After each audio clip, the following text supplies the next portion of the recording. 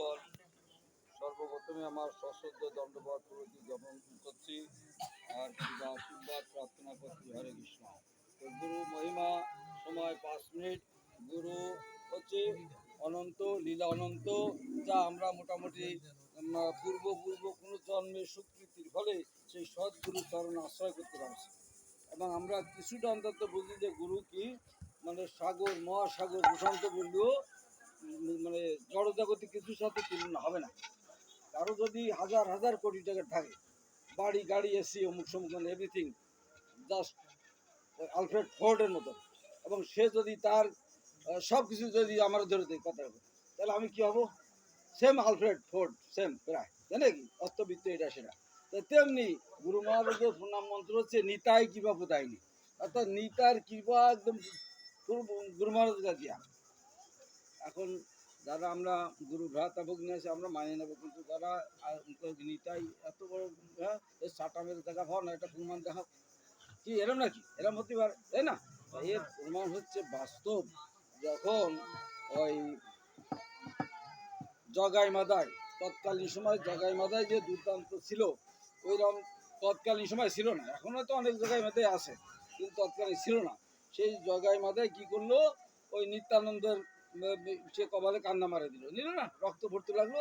তখন সুদর্শন চক্র ডাকলো কিনা, মহাপ্রভু গৌরাঙ্গ।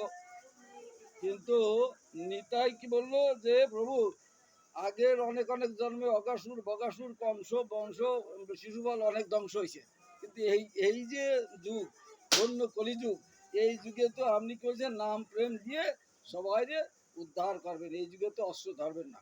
তাহলে কি হবে? ওই সুদর্শন চক্র সংবরণ করতে হবে।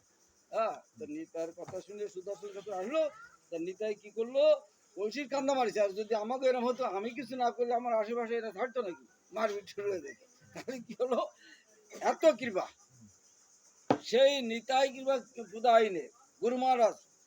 গুরু মহারাজের কথা সমস্ত দিন রাত 24 ঘন্টা সবসময় বললেও ঘুরবে না, এখনো অনন্ত।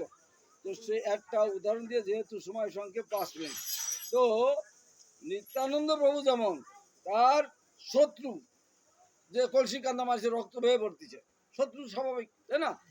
তারে কি করে কৃপা করলো যে মেরেছিস কলসির কান্দা, হ্যাঁ, তাই বলে কি প্রেম দেবো না, আলিঙ্গন করলো না? এরম বন্ধু আছে, এরম। আমাকে গুরু মহারাজ একবার ওই মানেতে নামিছে, বার্সেলোনা যাবে, কারণ ওনার ট্যুর ডায়েরিতে আছে আপনার মানে 24 ঘন্টা, 24 ঘন্টা 6 ঘন্টা উনি প্লেনে থাকেন, 6 ঘন্টা। তাই প্লেনে যদি 6 ঘন্টা থাকে, ঘন্টায় কত মাইল স্পিডে চলে প্লেন, তাহলে 6 ঘন্টায় কত দূর যায়। এবং এটা দেখে ব্রিটিশ এয়ারলাইন্স 6 মাসের জন্য প্লেন ফ্রি করে দিচ্ছে, তাহলে কয়েক কোটি টাকা ফ্রি করে দিচ্ছে 6 মাসের জন্য। তো এখানে গুরু মহারাজ, হ্যাঁ, কোন সময় সেবা করে, কোন সময় খায়, কি করে, তার যে সচিব থাকে ওরা বিরক্ত হয়ে যায়। ওরা মনে করছে গুরু মহারাজ ঠিক আছে, আমি একটু এখনই প্রবচন দিয়ে আসি, মানে 10-20 মিনিট দেবে, দেখা গেলো এরপরে আরেকটা, এরপরে আরেকটা, এইভাবে চলতে থাকে। তো সে সময় কী করেছে, ওই প্লেনেতে নামিয়ে যাচ্ছে, বার্সেলোনা যাবে, কিন্তু ওনার যে ব্যাগপত্র আছে, ওই এয়ারপোর্টে গেলেই ব্যাগপত্র রাখার জন্য বা ওগুলো নেওয়ার জন্য আবার একটা টোকেন অনুমতি লাগে।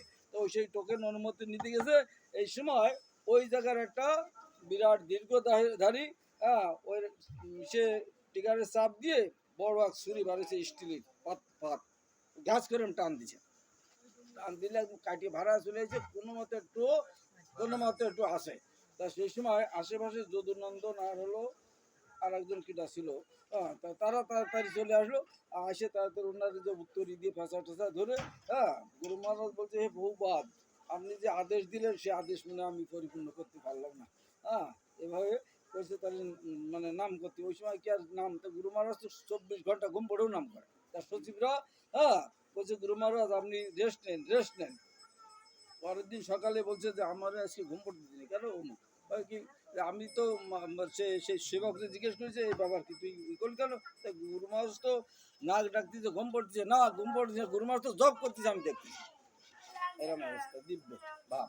তো যাই হোক, তখন কি হলো, ওনারে নিয়ে হসপিটালটাতে নিয়ে গেলো, ডাক্তাররা বললো এটা ফেরবে না, যে কোনোদিন এটা সম্ভব না, কিন্তু অলৌকিকভাবে ধীরে ধীরে ডেভেলপ হতে লাগলো। মানে একতলা ঘর দোতলা যেমন টাকা থাকলে জমাজম হয়ে যায়, তো ওইরকম ধীরে ধীরে ডেভেলপ হচ্ছে। ডাক্তার অবাক হয়ে গেছে। এবং ওই দিন আপনার সমস্ত বিশ্বে খবর হয়ে গেছে ওই হসপিটালে 24টা টেলিফোন ছিল, মোবাইল না টেলিফোন, এবং 24 ঘন্টা রিং বাজ দিছে খালি বাজ দিছে। অন্য যে কোনো কথা কবে সে সুযোগ নেই। তাও চিন্তা করছে আরে এ কত বড় ইম্পর্ট্যান্ট ব্যক্তি, ব্যাপারটা কি। হ্যাঁ, তারপরে ডাক্তাররা সব এক জায়গায় হয়ে উনি যখন একটু সুস্থ হয়েছে সব জিজ্ঞেস করতেছে, তখন আশেপাশে সব লোকজন খবর হয়ে গেছে উনি এমুক সমুক। সেই হাসপাতালে কয়েকজন ওনার শিষ্যত্ব পালন করলো। তারপরে এদের ঘটনা ওই যে বন্ধু ছুরি টাইনে দিয়ে চলে গেল যে আমরা হচ্ছে এই জায়গার মানুষ, আমার এনে এসে হরে হরে করবে। হ্যাঁ, বিদেশি ভিন্ন এই জায়গায় কিন্তু অনেক ছিল, অনেক দেশের বন্ধ ছিল। কিন্তু এখন যেহেতু চৈতন্য মহাপ্রভু হচ্ছে কলিযুগের মহাবদন্য অবতার এবং স্বয়ং ভগবান, এবং উনি প্রচার করেছেন পৃথিবীতে আছে যত নগর হয় গ্রাম, খেয়ানোর কোনো কায়দা নেই। হ্যাঁ, ধরে ধরে মারোয়ার কাটো করলে কাজ হবে না। হ্যাঁ, ঘরের মধ্যে বিয়ে যাচ্ছে। হ্যাঁ, তো এই হলো অবস্থা। তো সেই জায়গায় ও চিন্তা করেছে আমার এনে প্রচার করবে কেন। হ্যাঁ, এই যে যদি মারিয়ে দিই তাহলে আর ইস্কন মিস্কন না থাকবে না। তো যাই হোক, মারিয়ে দেওয়ার পরে তো দৌড় দিছে। তো যদুনন্দন আর একজন কিটা ছিল সাথে, আর দুজন যে ধরেছে, খুব ধরে ধরে তারপর নিয়ে আসে। এদের তো গুরু মহারাজ নিয়ে চিকিৎসা এটা সেটা হয়েছে, গুরু মহারাজ পরবর্তী সময় সুস্থ হয়েছে। তখন ওর সামনে নিয়ে আসে জাস্ট নিত্যানন্দের মতো ওরা ক্ষমা করে দিতে যা। কিন্তু আমরা হলে কি করতে পারি, তারা ক্ষমা করে যেমন সে দীক্ষা পাইছে গুরু মহারাজ। এ হলো নিতাই কি বাবু, তাই নেই। তো সেই নিতাই কি বাবু সেই গুরু মহারাজের, হ্যাঁ, আমরা মানে কোনো সৌভাগ্যক্রমে আমরা তার আশ্রয় নিয়েছি, দীক্ষা নিয়েছি। তো গুরু মহারাজ কি করেছে এখনো, মানে তার অবস্থা দেখলে চোখে কেউ জল ধরে রাখতে পারবে না। এই অবস্থা 24 ঘন্টা প্রচার করতেছে গুরু মহারাজ আদেশ। তা আমরা অন্তত গুরু মহারাজ আদেশ যতদূর সম্ভব আমরা প্রচার প্রসার এটা সেটা আমরা করার চেষ্টা করব। হ্যাঁ, এটা হচ্ছে আমার আকুল প্রার্থনা আপনার কাছে। পরিশেষে গুরু মহারাজের শ্রী চরণে দণ্ডবত প্রণতি জ্ঞাপন করে আমি আমার সংক্ষিপ্ত বক্তব্য শেষ করতে পারি।